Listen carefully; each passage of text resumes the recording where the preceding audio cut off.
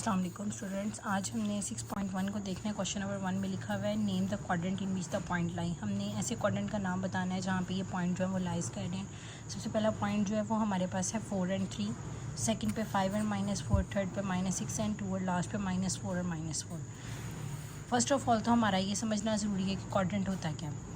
Quadrant ये हमारे पास एक एक्स एक्सिस और वाई एक्सिस की लाइंस ड्राइंग हुई हैं।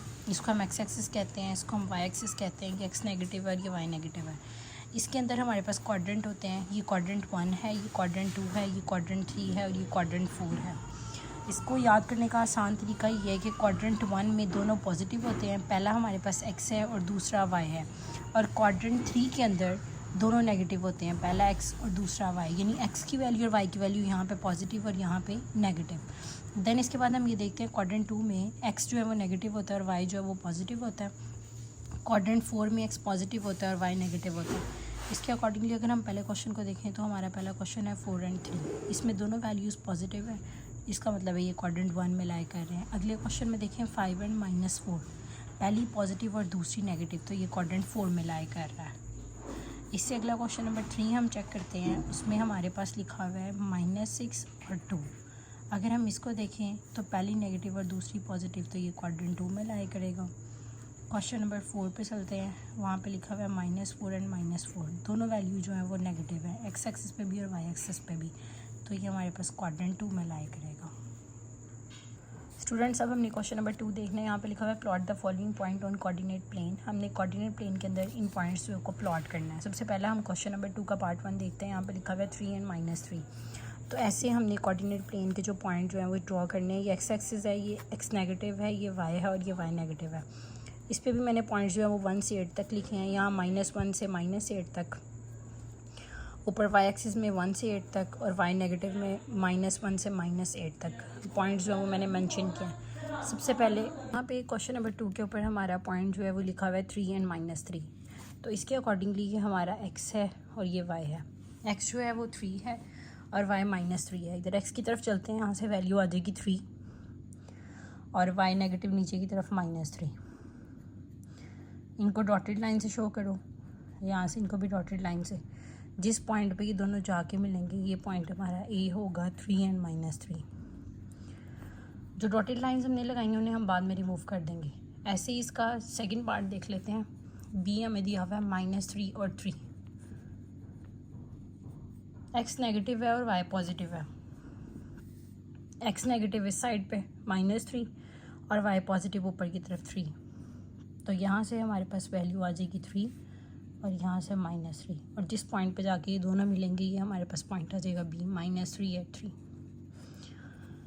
ये सब क्वेश्चंस में हमने कोऑर्डिनेट यानी एक्स एक्सिस वाई एक्सिस अलग से ड्रॉ करनी है और ये पॉइंट्स भी अलग से मेंशन करने हैं। यहाँ पे मैंने आपको चारों इकट्ठे करवा देने हैं, लेकिन आपने अलग से ड्रॉ करने हैं। इसका क्वेश्चन नंबर सी मतलब थर्ड देखते हैं। वहाँ पे लिखा हुआ है 5 और 7।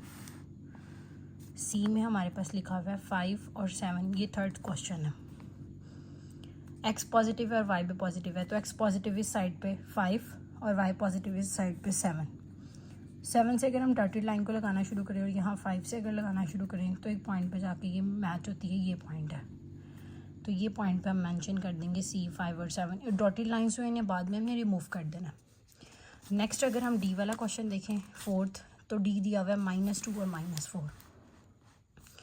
तो D हमारे पास है -2 और -4।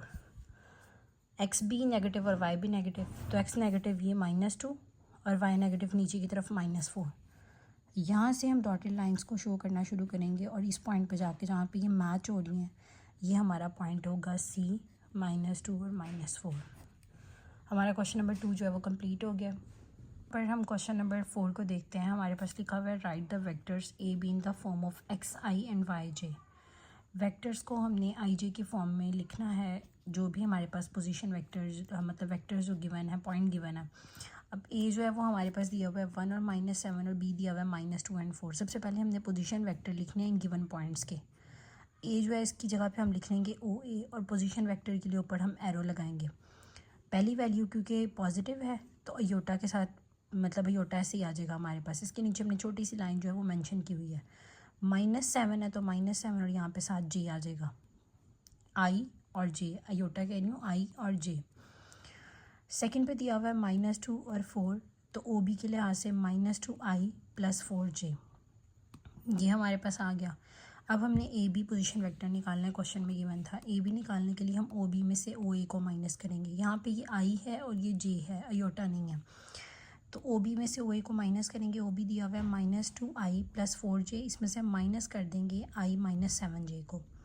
-2i ऐसे ही आ गया, +4j ऐसे ही आ गया। यहाँ साइन चेंज हो जाएंगे, -i - +7j। आई और आई को सॉल्व करेंगे तो -3i, जे और जे को सॉल्व करेंगे तो 11j। ये हमारा आंसर है। और नीचे हमने इसको थोड़ा सा लाइन लगा के शो कर देना है कि ये वेक्टर्स हैं। इसी का अगर हम पार्ट 2 देखें, पार्ट 2 में जो है वो हमारे पास लिखा हुआ है 8, 9 और बी की जगह पे 12 और 3। सबसे पहले हम ए और बी लिखेंगे, ए में 8, 9, बी में 12 और 3। पोजीशन वेक्टर लिखेंगे हम पॉइंट्स के, ओ ए 8i और 9j दोनों पॉजिटिव हैं प्लस के साथ।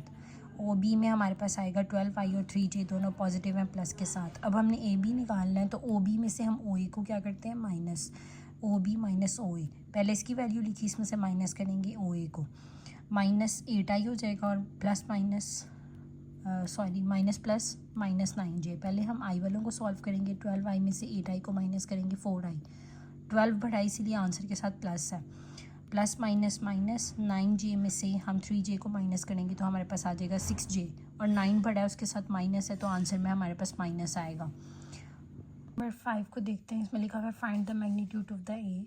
हमने ए जो है उसका मैग्नीट्यूड निकालना है। मैग्नीट्यूड को हम नॉर्म और लेंथ ऑफ द वेक्टर भी कहते हैं। अब इस क्वेश्चन में हमने जब मैग्नीट्यूड निकालना है तो साइड पे हम ये वर्टिकल लाइन जो नज़र आ रही है आपको, ये लगा देंगे।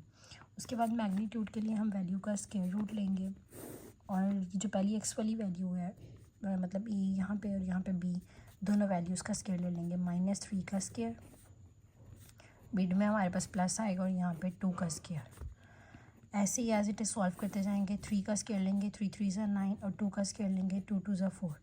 अब क्वेश्चन ये है कि यहाँ से माइनस कहाँ गया है। अगर किसी भी वैल्यू, मतलब हमारे पास हम स्क्वायर ले रहे हैं उसका, अगर अंदर नेगेटिव वैल्यू आ रही हो तो स्क्वायर के बाद वो वैल्यू पॉजिटिव हो जाती है, और अगर क्यूब ले रहे हो तो वो वैल्यू नेगेटिव रहेगी।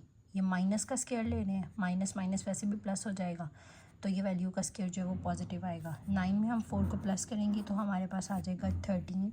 ये हमारे पास आंसर है 13 यूनिट्स। इसी का अगर हम पार्ट 2 देखें, तो पार्ट 2 में हमारे पास लिखा हुआ है ए 4i - 3j।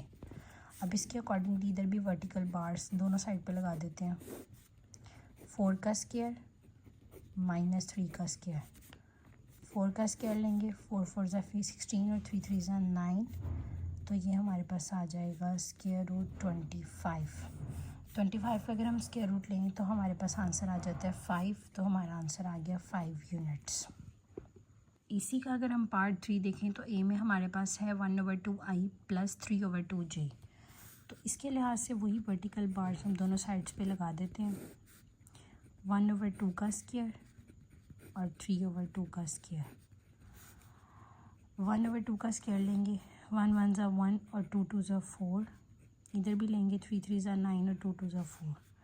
तो हमारे पास एलसीएम के लिहाज से दोनों 4 हैं, एक दफ़ा 4 नीचे लिखेंगे, 1 और 9 दोनों को प्लस करेंगे तो हमारे पास आ जाएगा 10/4।